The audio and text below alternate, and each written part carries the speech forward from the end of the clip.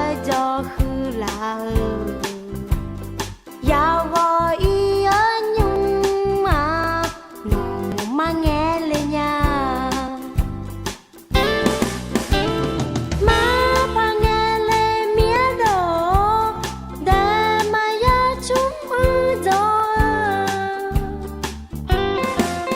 chế tung mẹ già lẹ bỏ u ye nghe mi à đố nó ngà mẹ chú nâng cả bia à nhớ thì nó mà nghe lên nha ya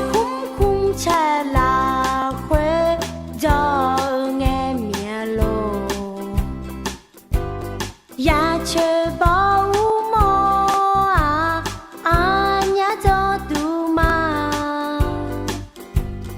đó cho bùa cho tu ya chơi bao mò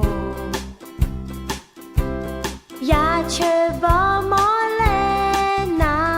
nó mà nghe lên nha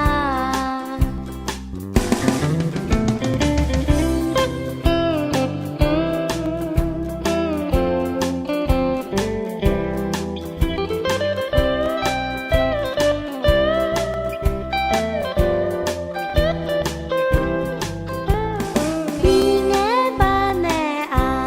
nhá thì khó lúa cho khứ là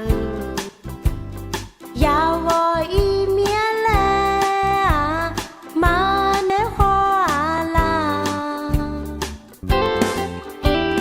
vì nghe ba nè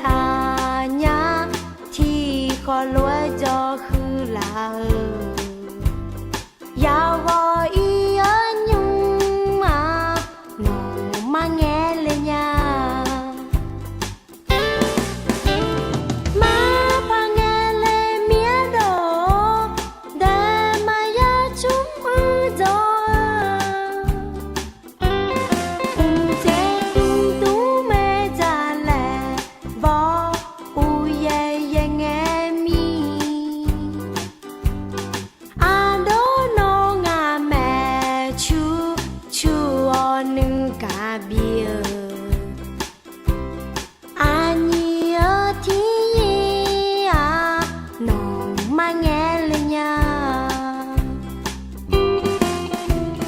ya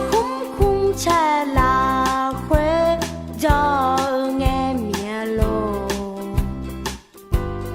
ya chơi bao mò nhá cho tu mà đó cho bùa cho tu ya chơi bao